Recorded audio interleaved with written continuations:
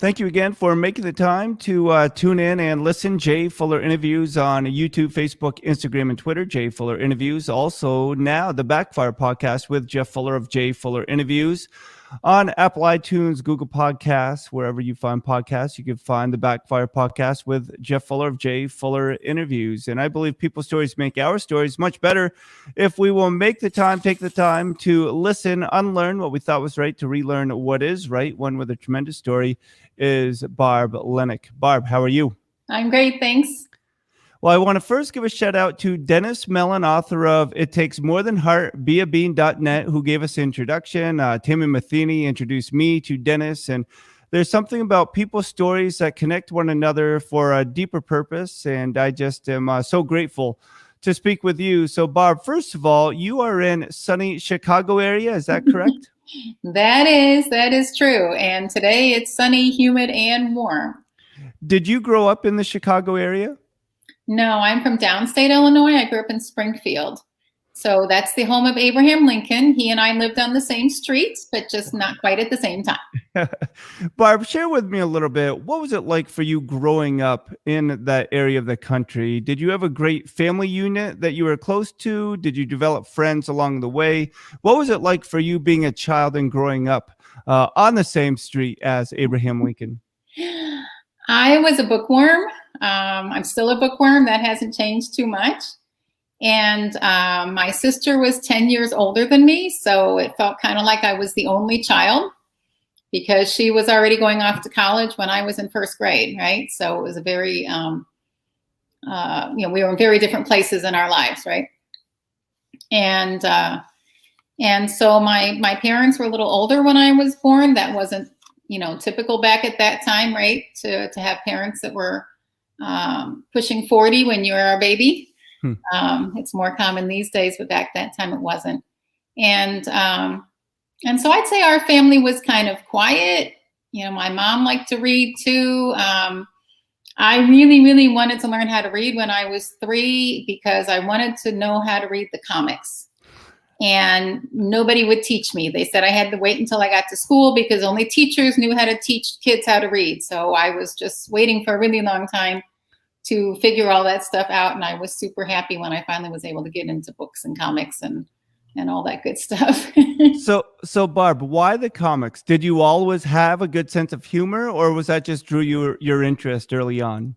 I think as a 3-year-old, that was the most interesting thing available to me. At that time, there were other books in the house, obviously, but I think the comics were more fun. And so I still like the comics, but you don't see them much anymore, right? It's not, I don't get a newspaper anymore, right? The newspaper comes through the internet. And so I have discovered that the comics are still there, but you just have to go hunt for them now. It's a lot more difficult. They don't just come landing on your doorstep every day. Now, when I was in high school, I did not enjoy reading for school. However, I did enjoy reading the sports section in the newspaper. And so my teacher told my mom, at least he's reading something. So I guess we all start somewhere. But as of now, you serve with FamilyBridgesUSA.org. And I just want to bring up this website as well. Yeah. Just talk to me a little bit. How did you first get connected with Family Bridges? And how long have you been with FamilyBridgesUSA.org? 15 years. So that's when Family Bridges was a baby when I joined. I was connected because the founder and CEO of Family Bridges, Alicia Laos, she kept calling me until I finally called her back. She was persistent. She wanted my organization to join with Family Bridges to provide programs for teens. And so I signed on as a partner organization, and we got our first big grant and started serving lots and lots of people. As you can see there, 161,000 people. Wow. We serve on average about 10,000 people a year.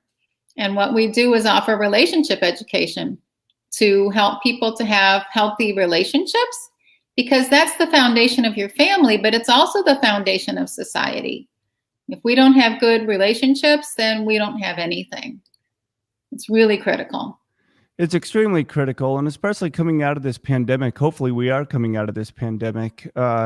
We've had to relearn how we've engaged, and I think I came up with an expression. I've had zero original thoughts, so I probably stole it from somewhere, but tried to adapt it to ourselves. But I think relationships begin with respect, but over time turn into friendships because trust is built. Can you just talk a little bit about starting with relationships and respect, but earning that trust and seeing that trust momentum just begin over time? Okay, well, that reminds me of the curriculum we teach for singles. It's from lovethinks.org. No, Okay. it might be lovethinks.com. I'm not sure. Anyhow, we call the curriculum How to Avoid Falling for a Jerk or Jerkette. And it talks about the relationship attachment model, how you start out by getting to know someone and then finding out if that person is trustworthy before you reach the point where you rely on them and then make some sort of a commitment, right? And you need to do those things in order. A lot of people jump from the knowing to the relying too quickly. Yeah. Without really finding out if that person is trustworthy. There should be little baby steps along the way to that process, because otherwise what happens is maybe you've signed a lease together, maybe you've gotten into a cell phone contract together, something where you're counting on that person to do their part, and then you find out they're really not trustworthy. They might have said that they were going to be your friend forever, or that they were going to be your partner forever. And now you find out that they don't pay the bills, they're unfaithful, whatever it is that breaks that trust, but you're already in too deep, So people need to take things slowly, one step at a time. That curriculum also teaches the 90-day probation period, that you shouldn't make any kind of commitment to someone until you've known them for more than 90 days to find out if they're a jerk or not. And unfortunately, in that 90-day period, a lot of things can come out, but you have to be intentional about getting to know them and getting to know their friends, their family, and so on, because that helps you get a bigger picture from just getting to know the one person. You need to know their circle, And again, Barb Linek making some time, familybridgesusa.org. And it's certainly difficult. It seems as though some people feel as though they're entitled. So if you would say you have to take 90 days, they would say, well, I'm a grown adult. I'm going to make the decision on my own. For you personally, when did you learn the importance of being teachable, maybe slowing down a little bit to look at all the facts, and what you're telling people, sharing with people is actually wisdom, it's not just hearsay? Oh, yeah. Well, I mean, I'm definitely one of those people who jumps into a relationship with both feet. And so I've had to learn how to slow down, and that's really hard for me to do because I tend to be very trusting. And so I've had to take that curriculum and teach it to other people, but then go back and look at it for myself and say, okay, you need to take this seriously and also slow down. And get to know the person really well. It's just so tempting to say, oh, well, this person's perfect. Maybe that last one wasn't, but this one, oh yeah, this one's perfect. So you can count on this one, So it's really hard for me to do that. But yeah, I've really, really had to work through those issues myself. So that's my favorite curriculum by far. We teach all kinds of other things, like parenting and financial literacy and stuff like that all contribute to healthy relationships. But I think that one is not only really valuable, but it's also an enjoyable curriculum. There's a little bit of a sense of humor about it, and it's fun. Now, I've had the good fortune of interviewing Catherine Gordon, who co-wrote the book Relationship Grit with her husband, John Gordon. Mm-hmm. And as I just think about that, sometimes you have to be resilient in this day and age, or probably always have had to be. With familybridgesusa.org, being a nonprofit, seeing finances come and staff come and go, how have you had to be resilient, and how important is it that more people understand Family Bridges is a resource and to utilize the resource before perhaps it isn't available, or at least in the context it was before? Right. So we are a nonprofit, and we focus on prevention. So that's why we try to reach so many people, because we want families to have these skills before they need them. because otherwise you can get into a difficult situation. If you don't have the skills to cope with, then that situation can really destroy your family. But if you've got the good communication skills and the good conflict resolution skills and a really strong commitment to your family, then you can get through things together because you're working as a team. But if you've got parents that are working against each other instead of working together, then you've got a problem, right? Because now they're causing conflict. So instead of getting through that crisis together, they're at odds with each other. And the kids always know that, right? The kids know how to play the parents off each other. Yeah. And so it's really important for parents to have these skills in advance.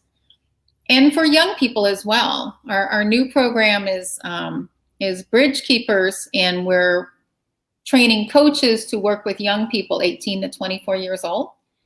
So we can help them build up those resilient skills, because oftentimes they're dealing with anxiety and depression. That seems to be common these days. And so to give those young people more skills to be more resilient before they face the next crisis, before they become parents and so on, is really, really important. So the Bridge Keepers program is designed to help them to set goals, create a plan for their life, and to build up those relationship skills that will help them to be more successful.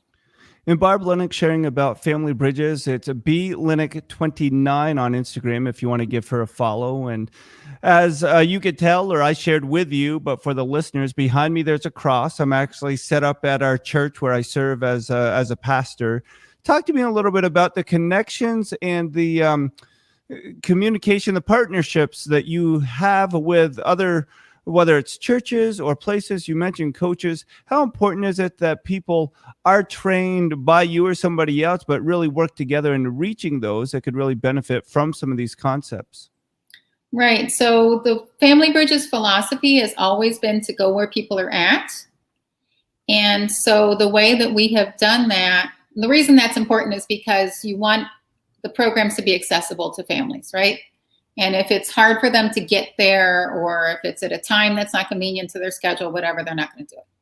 So what we've always done is partner with churches and schools to reach hard to reach neighborhoods, low-income neighborhoods, neighborhoods that are perhaps dealing with a different language or different culture. And so it's easier for people to participate when we're partnering with an organization that's in their own neighborhood. You know, it reduces those obstacles to participation. And so we, in the Chicagoland area, we've worked with maybe 500 churches. Wow. To provide programs for couples, for singles, for parents, for young people about relationship skills. And that's really great because a lot of churches don't have a big family ministry, right? They might have something going on, but a lot of churches simply don't have the resources. So we can train them. We can, provide them with online resources as well to help them out.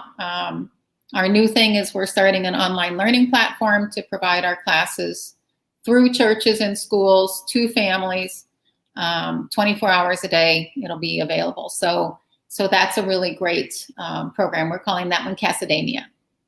Barb, what would you say to those individuals that would say, I don't need anyone. I pull myself up by my own bootstraps. I grit my teeth and I bear it. Relationships, they've only failed me in the past. I'm going to do it on my own. What would you communicate with that person? I'd say relationships are key to happiness.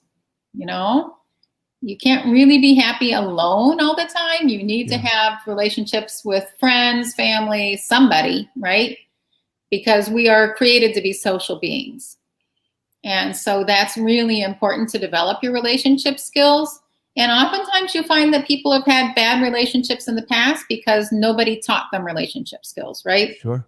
Some of us had parents who were really good at that sort of thing and taught us, but most of us did not, So it's important to learn those relationship skills. And then you don't have to go out there and be, friends with 1 million people. If you've got 2 or 3 friends, that's probably enough. The research shows that if you've got 2 or 3 friends, that's enough to really be fulfilling and to enrich your life, And we learn from other people too. If you don't have those kinds of relationships, I'm afraid you get stuck, And we need our friends to kind of help us push forward, to help us.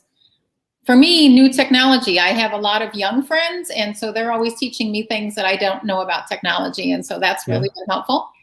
And just to try new things and go new places and stuff like that. If you don't have those kinds of relationships, you just get kind of stuck and isolated, and that's not a really happy place to be. No, it is not. I heard it explained once in a sermon about how it's similar to a Lego piece, how Lego pieces were created for a certain amount of connections, and you don't want to use too many because it doesn't work, but you certainly want to utilize the function of why it was created. You really seem like a go-getter. You have a lot of knowledge and wisdom. And so beyond Family Bridges, you do several things on your own. You have your master's in intercultural ministry. Can you just talk a little bit about that, being a cultural diversity consultant? So this is something that I think is really exciting, but really needed right now. I started down this path many, many years ago, but now the rest of the world has caught up with me. So that's fun, right? It's all God's timing. So welcoming the stranger in our midst is about helping churches to be more welcoming and to be more inclusive. And I think Martin Luther King said it many, many years ago. I think it was 55 years ago that 11 o'clock on Sunday morning was the most segregated hour of the week. And unfortunately, that's still true. So we as church need to be a model for the rest of society on how to do unity.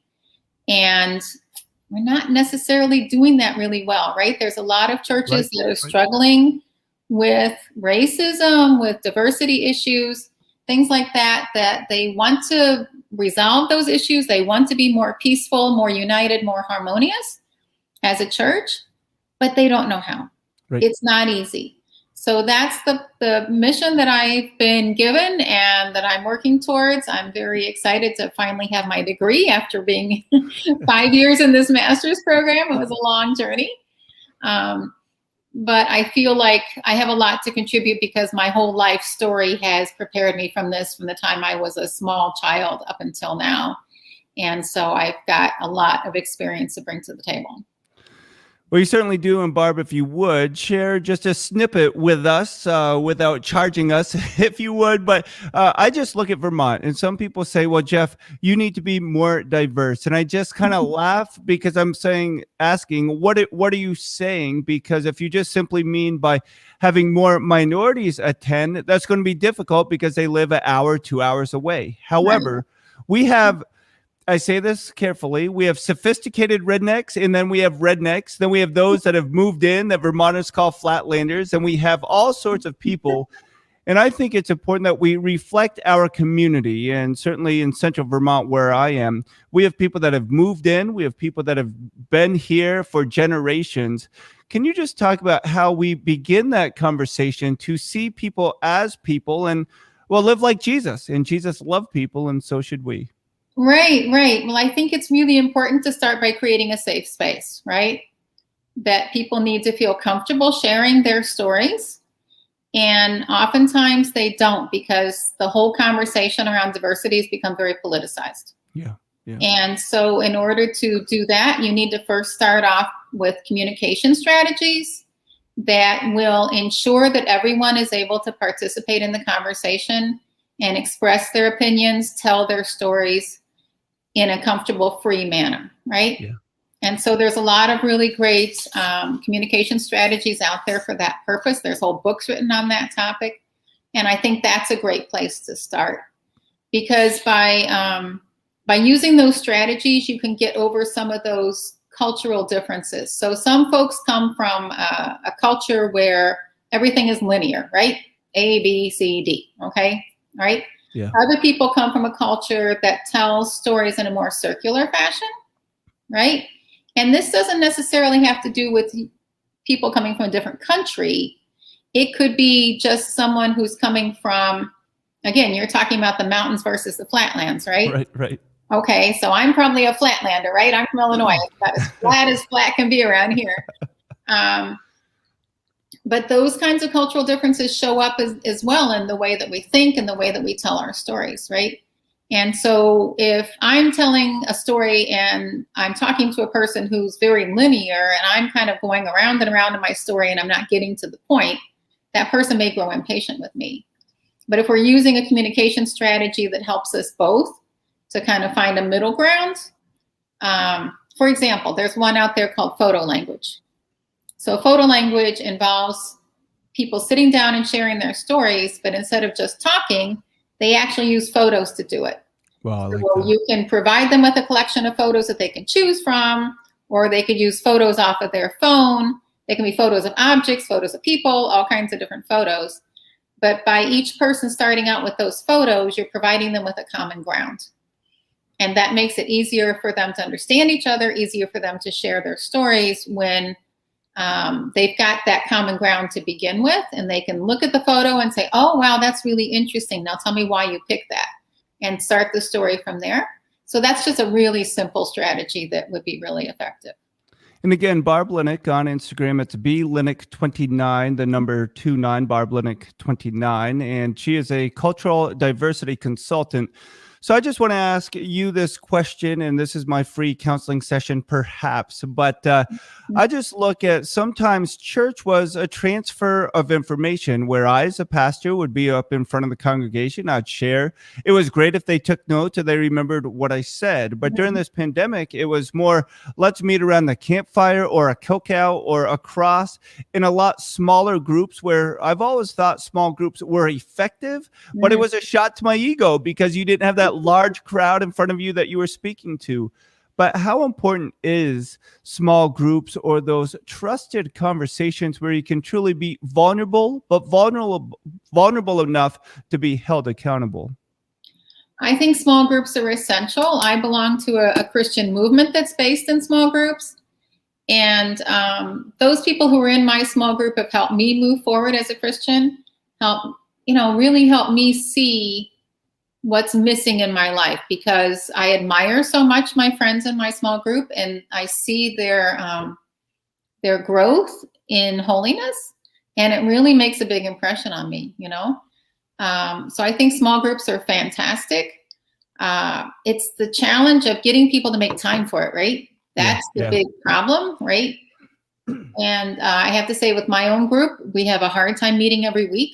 One of us always has something come up. There's only 3 of us in the group. And so this past week, it was me who bugged out. I was the one who said, I just can't do this. I'm exhausted. I just can't possibly go out tonight and do this thing. So, but if you make that a priority and really, do your best to be faithful to it, I think there's a lot of benefits to be gained from small groups. And if you can get some diversity in that group, that's even better, right? Sure. So my friends who are in my group, they're both Latinas. And I speak Spanish, fortunately. And so they stretch me in a lot of different ways, because their views of family are different from mine. Their views of relationships, their views of God, they're all different from mine. And so over the years and years, I've really learned a lot and grown a lot in my faith because of their influence. Oh, that's wonderful. A couple personal questions for you, and I'm almost disappointed. My dog was laying here, but she's actually gone back into the house. I have not heard your dog. What kind of dog do you have? I think she's pretty happy with the bone I gave her. She's a Chihuahua and Jack Russell Terrier mix. Okay. So she's not too big. She's like 20 pounds. And she's very shy, but she's getting better. I think she must have been abused where, she came from. And so I've been working with her, had her in classes and stuff like that, trying to help her to become more sociable. And so most days she's getting there, but it's been a little bit of a struggle. It's given me a lot more compassion for people who struggle with anxiety.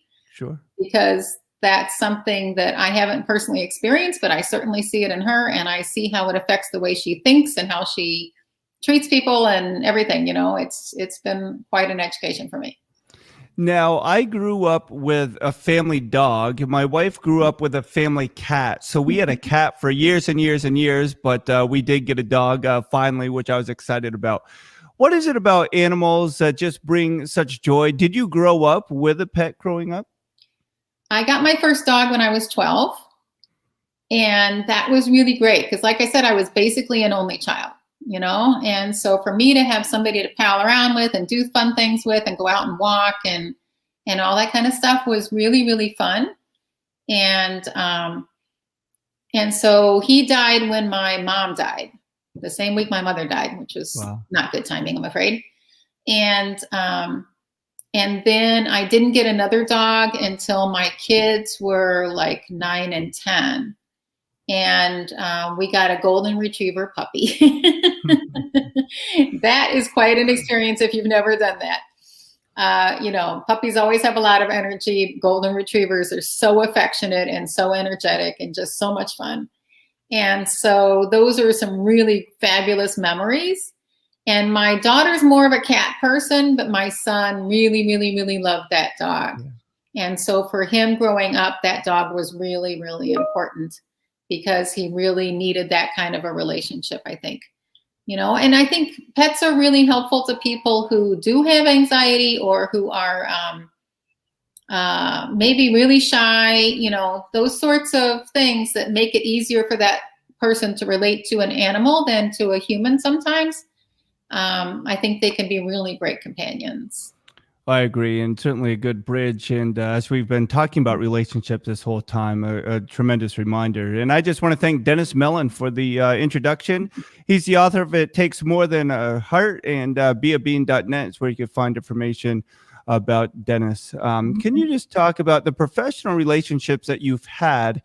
And I am learning. I've always felt like I have a good understanding on boundaries, but if I meet a quote famous person and then I meet another quote famous person and I think they need to know each other, I will simply introduce them, but I don't give a lot of context in that. And sometimes they'll come back and say, Jeff, who is this person? Why should I follow them or like them?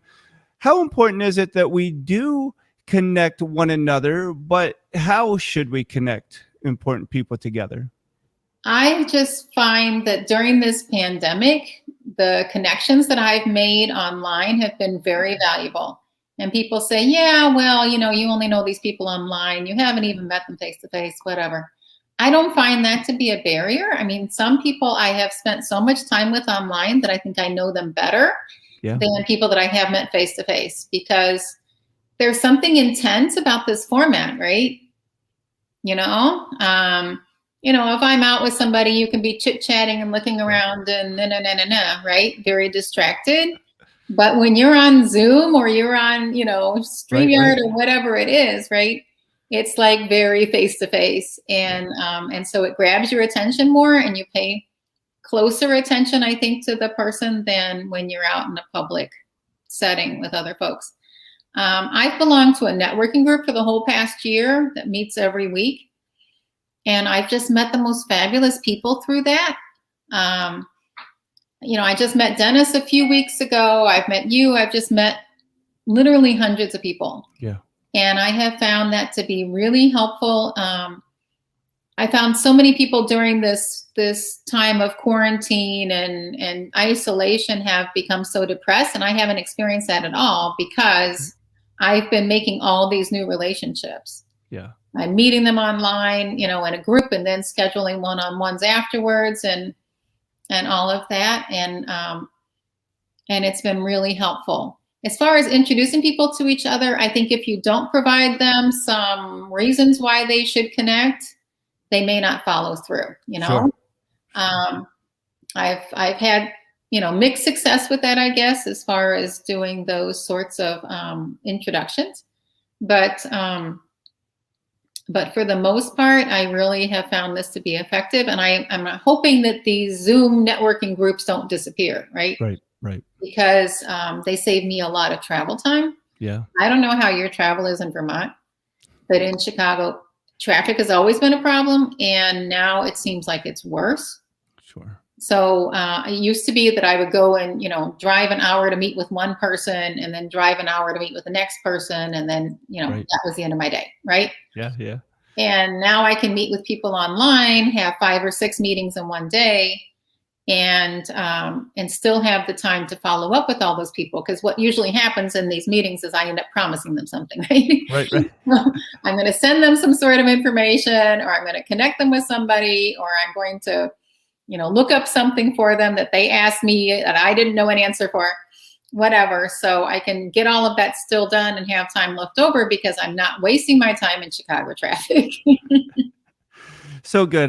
Barbara Linek, familybridgesusa.org. If you would like to learn more information, on Twitter is just at Family Bridges. And being a cultural diversity consultant, I kind of set up this question with my friend is more of a counselor, and he was speaking to someone just about something more factual. And he asked a question, and the person he was asking the question of said, do you really want to know the answer, or are you trying to figure out me as a person? No.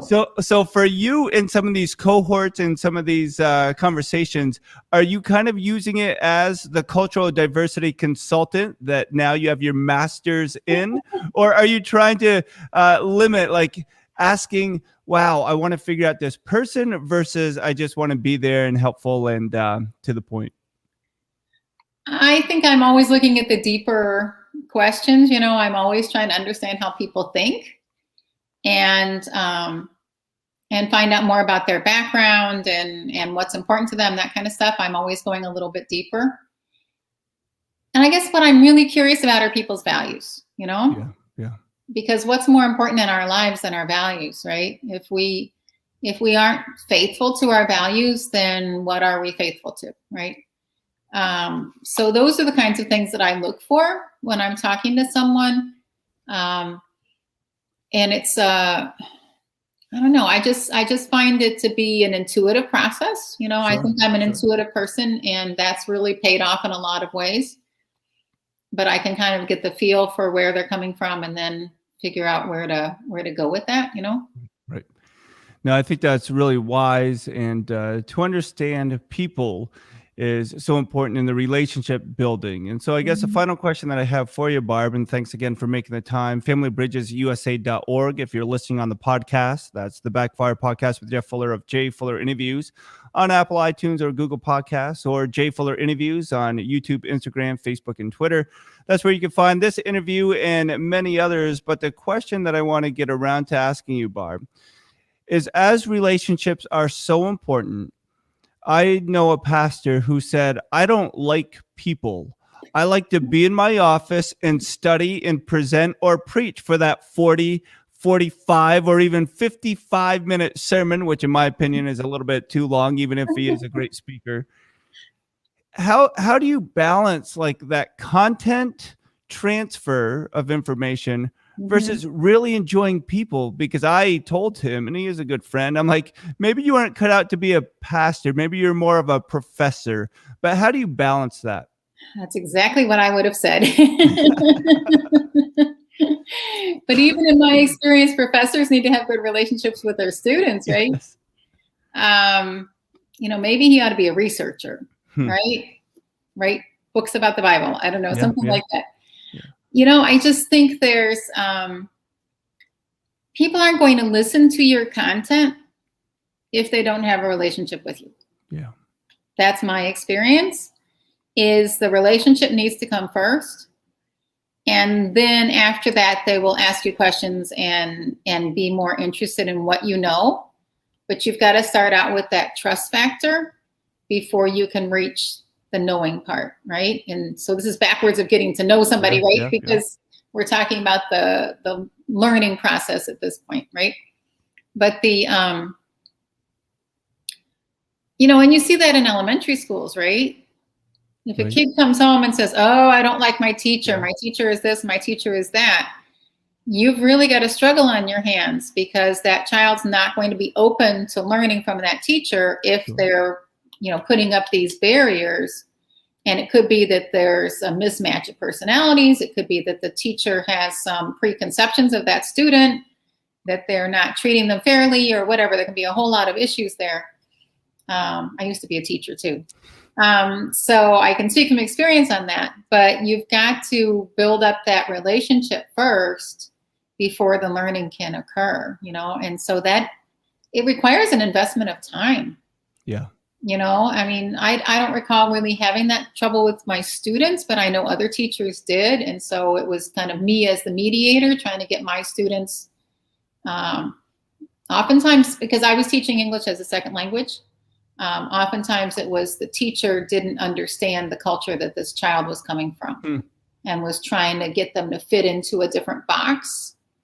I remember one teacher complaining about a student who would not look her in the eyes. Wow. And that really bothered her. And I said, but that's the way he is being polite. Yeah.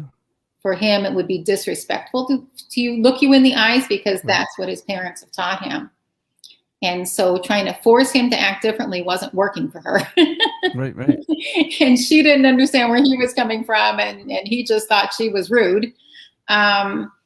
So it was, me trying to be the mediator and help them to understand each other. And so then learning could occur, after. Yeah, and it's so important that we are teachable and not to bring in too many cliches. But I think sometimes we want to be efficient and just do it how it's supposed to go in the methodology instead of being effective and taking that extra time, adjusting yourself to really get to know that person. But Barb, thank you so much for making the time and being a part. I'd love to stay in touch and continue to share with what you're doing with the consultations, but also with Family Bridges USA.org. But Barb, thank you so much. All right. Thank you so much. And my name is Jeff Fuller, Jay Fuller Interviews, YouTube, Instagram, Facebook, and Twitter, and Apple iTunes, Google Podcasts, the Backfire Podcast with Jeff Fuller of Jay Fuller Interviews. Make the time to listen to someone's stories, even or especially when it challenges yours, so you can unlearn what you thought was right to relearn what is right and learn from one another. Thanks all. We'll be back soon.